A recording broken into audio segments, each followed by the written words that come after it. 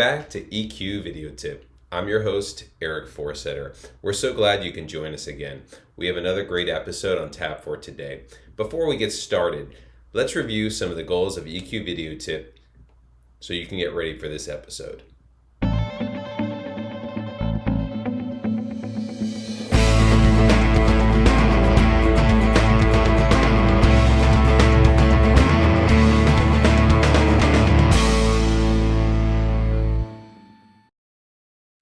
Welcome back. Today's episode comes from Lisa Earl-McLeod, the author of Selling with Noble Purpose. And today we're going to talk about how to manage your boss, or how to manage up. And technically, everybody has to manage up, even if you're the CEO, because you have to manage to the expectations of the board. So this is an excellent article, but we have to keep in mind, no matter what and who we engage with, that they're fellow human beings. They have pains, challenges, hopes, dreams, and understanding that is going to be the key to working with anyone. So let's jump into a few tips from Lisa.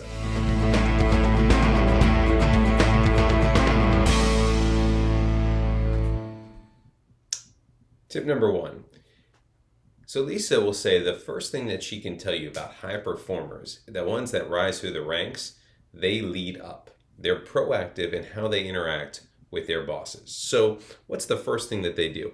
Their conversations have a strategic tether to them. And what do we mean by that?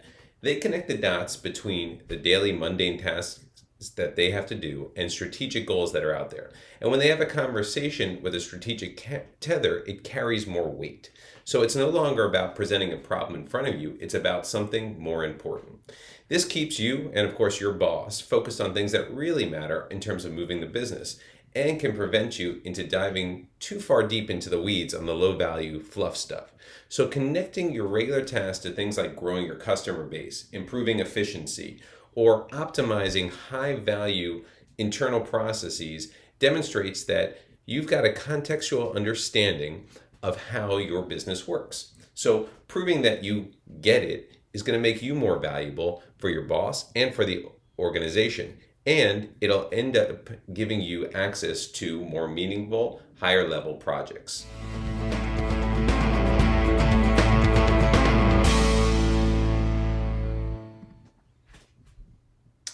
Tip number 2.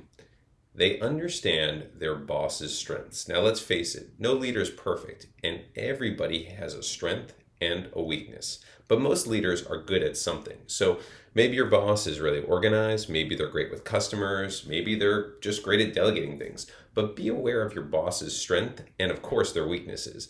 Because when you do that, it's going to help optimize your time together. And that's really important. Asking your boss to help you with something they're strong in gives you their best thinking. High performers, they know what's possible and when to find the right resources to get that support. For example, Lisa says she thinks of herself as a great brainstorming partner. So when her team gets together with a new idea or a new challenge, she's the first one to whip out a whiteboard and dive in. Contrast that with someone who's asking her to proofread something, and it's not going to go as well. And it's a frustrating experience both for her and for her employee. So think about what's your boss's greatest strengths and what are their weaknesses, and use them to your customer and your boss's advantage.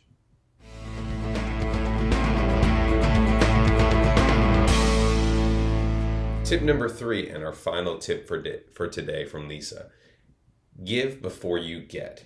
So we always hear about a great boss is there because they're a servant basically for their employees. And we agree with this in theory. However, it's important both to give besides just getting.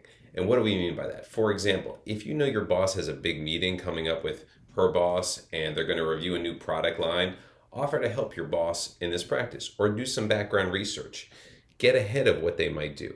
Leading up is not necessarily sucking up. And remember that. High performers, they understand the strategic and intentional conversations that they're having at work. And this includes conversations with your boss. So you can embody that level of intention with your boss by staying strategic, playing to their strengths, and being willing to help when help is necessary. Use these tips to help you manage up.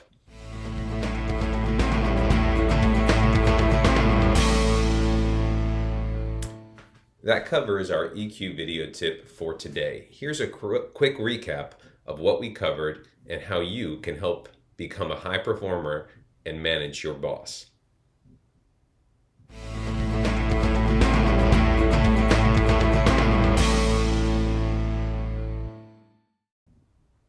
So that concludes our EQ video tip for today. Try incorporating some of these tips into your daily routine. But remember, use what works best for you and personalize it for yourself. Thank you always to our great research team for providing us with some great tips today. As always on EQ video tip, we want to end with gratitude. So thank you for watching. We really appreciate it. Here are some resources that you can use if you want more information on EQ going forward. Thank you again, and we look forward to seeing you in the next episode. Thank you.